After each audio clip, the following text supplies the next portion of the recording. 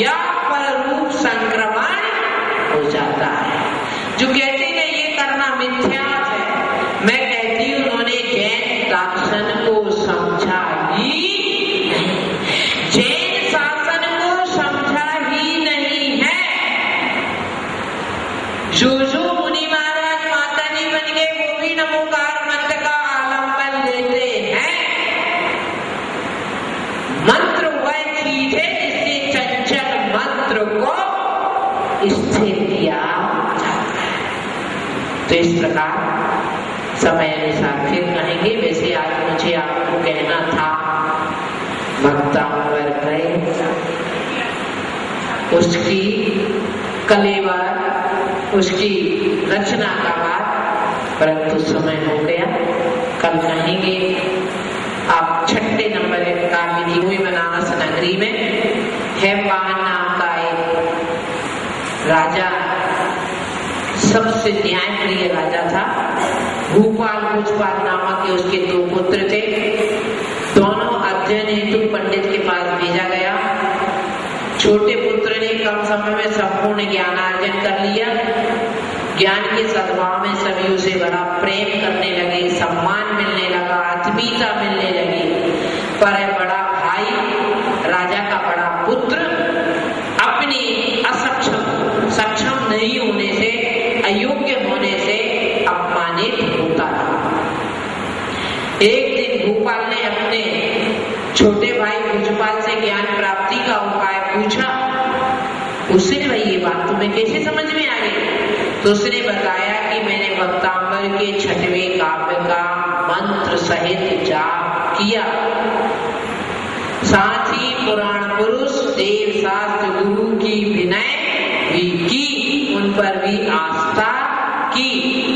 तो बड़े भाई ने छोटे भाई के मुख से सुनकर उसी मार्ग का अनुसरण किया, उसी प्रकार किया। फलस्वरूप ब्राह्मी देवी उस विद्या की अधिष्ठात्री ब्राह्मी देवी थी। फिर वह विद्वान बन गया, उसे भी सम्मान मिलने लगा। यानी ज्ञान प्राप्ति के लिए, ज्ञान की वृद्धि के लिए, ज्ञान की वृद्धि के लिए इस काव्य की आराधना की जा सकती है, कर सकते हैं। आपको कुछ पूछना है? दीर्घ है, छोटा बड़ा बोलते ना कोई, और 21 मात्राएं एक लाइन की बात चल रही है। टोटल एक काव्य में 56 अक्षर और 84 मात्राएं, 84 मात्राएं।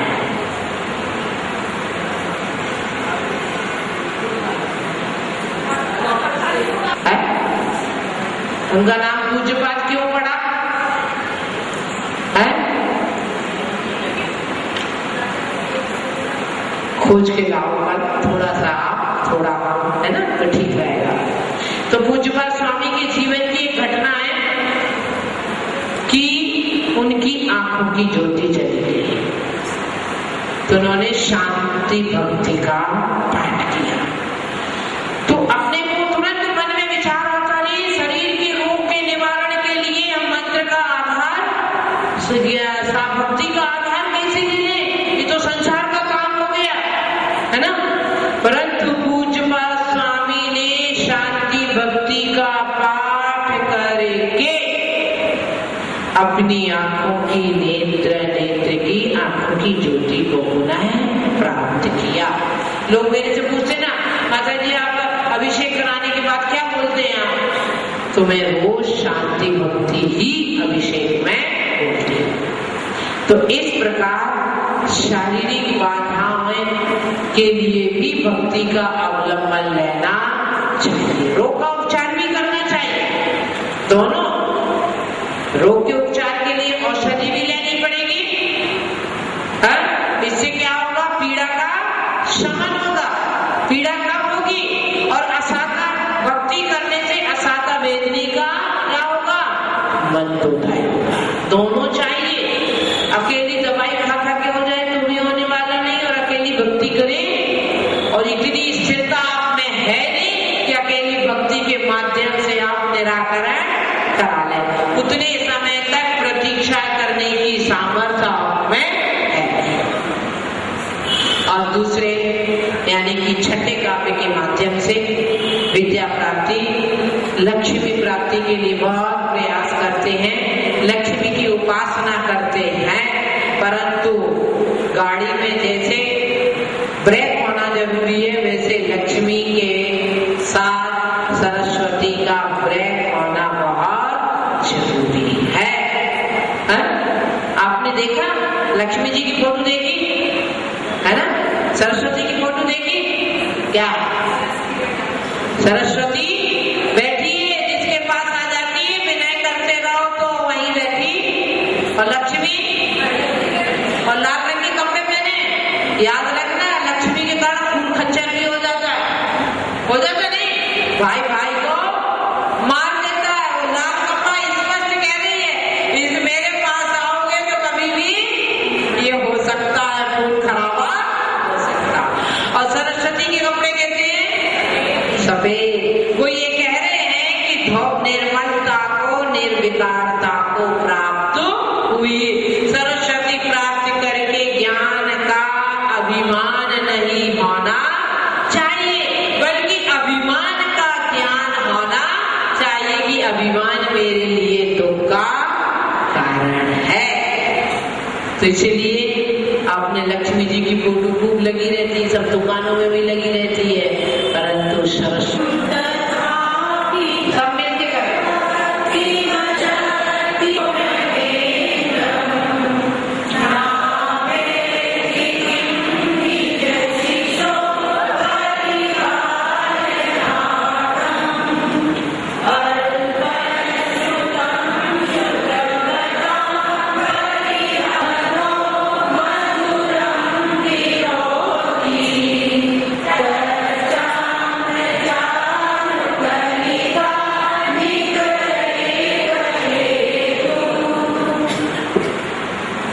एक बात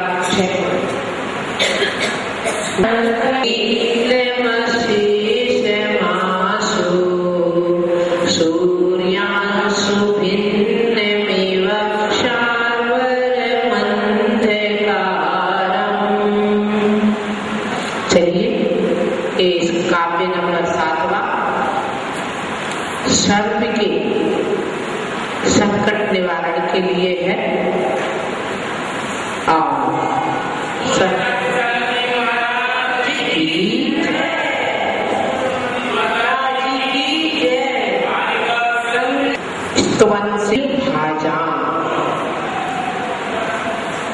शरीर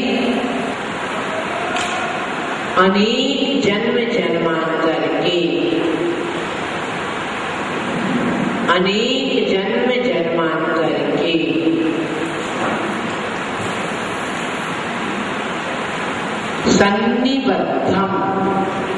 सन्निबद्धम बंधे हुए या आश्रय किए हुए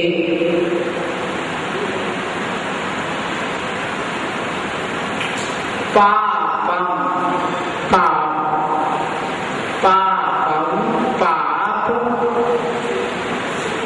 आक्रांत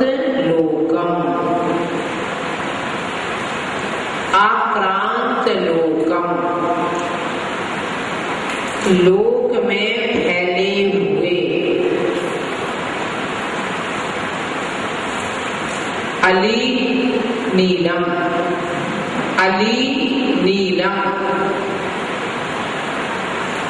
भ्रमर के समान काला।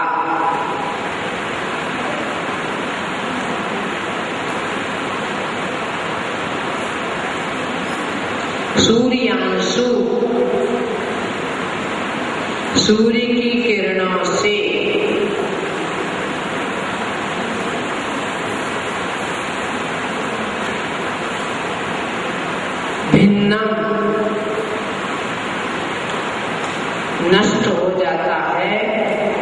छिन्न भिन्न हो जाता है, नष्ट हो जाता है, छिन्न भिन्न हो जाता है।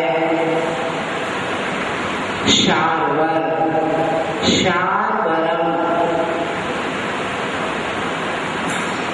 रात्रि का, रात्रि का,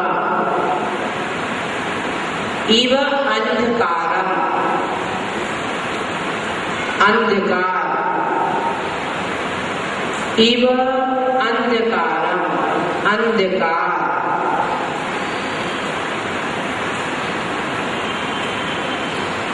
अंधकार के जैसे,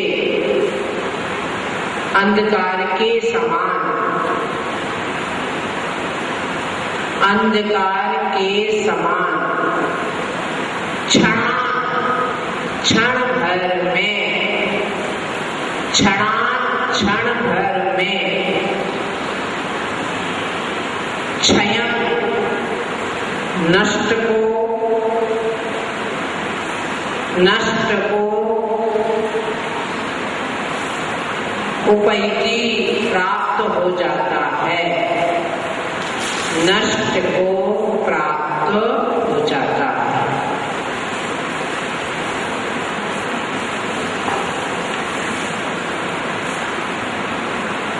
क्या कह रहे हैं इस काव्य में भगवान?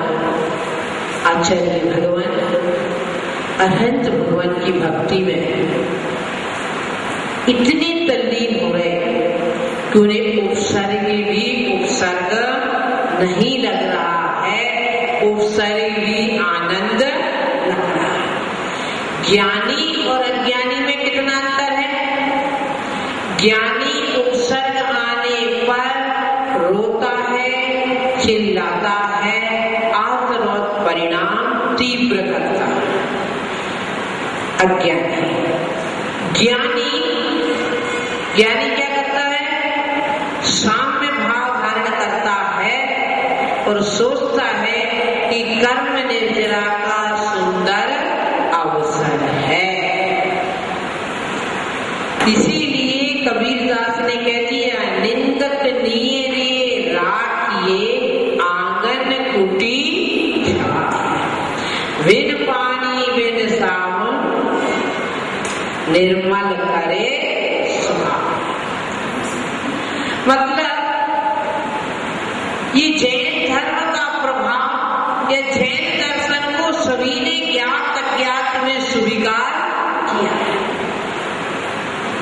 जैसे हमारे जैन ग्रंथों में जैनाचार्यों ने कहा है कि निर्जरा आने पर ज्ञानी हर्षित होता है, इसी बात को, इसी विचार को कबीरदास ने अपने शब्दों में कह दिया है। हम आपसे तो ये कह रहे हैं आने पर झेल लीजिए, पर कबीरदास कह रहे हैं उनको अपने घर में बाजू में पड़ोसी बना लीजिए। आप ऐसा पड़ोसी ढूंढते हो जो आपके काले काम में हाथ काला कर ले और गोरे काम में हाथ गोरा, परंतु कबीरदास ये कह रहे हैं कि जो आपको हाथ काला ना करने दे, बल्कि आपको हाथ गोरा करने में सहकारी बने, ऐसे व्यक्ति को अपने घर के बाजू में रखना चाहिए। तो इस प्रकार वह मुनि जिस आनंद आत्मानुभूति के लिए सतत प्रयास करता है, उस जेल में आचार्य भगवान मानतुंगाचार्य निरंतर उस दुर्योग के सुख को, आनंद को बड़ा अनुभूत करते हुए इस स्तुति में तल्लीन है। इस काव्य के माध्यम से क्या कहना चाह रहे कि हे भगवान, संसार में क्या कहना चाह रहे कि संसार में घोर अंधकार, कैसा अंधकार? काला काला कह के समझ में नहीं आया तो उन्होंने कह दिया भ्रमर जैसा काला, क्योंकि काले काले में भी तो डिफरेंस होगा ना। आप साड़ी खरीदते तो कितने काले कलर हैं आपको मालूम है। तो ऐसे काला, कालेपन की अधिकता गहनता, सघनता को दिखाने के लिए आचार्य ने उदाहरण दिया है भ्रमर का, कि जिस प्रकार जगत में भौरे के समान काला घोर अंधकार भी, ऐसा अंधकार जहां हाथ को हाथ नजर नहीं आ रहा है, ऐसा अंधकार क्षण भर में विनष्ट हो जाता है, नष्ट हो जाता है, अंत को प्राप्त हो जाता है। कब? पहले समझ लो, अभी लिखो मत, लिखा अंत को प्राप्त हो जाता है कब? जब पूर्व दिशा में सूर्य अपनी प्रखर शक्ति के साथ उदित हो जाता है। वास्तव में ये बाहर का अंधकार तो इतना खतरनाक नहीं है, इससे ज्यादा खतरनाक है अंदर का अंधकार। बाहर का अंधकार तो सूर्य के द्वारा नष्ट होता है, परंतु अंदर का अंधकार जिनेंद्र भक्ति से ही नष्ट होता है, नहीं होता? होता है? बताओ एक लोग प्रमाण कोई बताइए, घबराओ मत, ये प्रवचन नहीं, क्या है? शिविर। शिविर में सबका समाधान भी होती है, अपने मन की कोई बात है तो कीजिए। मैं बता रही, अभी मैंने कहा कि जिनेंद्र भक्ति से आंतरिक अंधकार का भी नाश होता है, अंत होता है। तो आप बताइए कोई एक उदाहरण।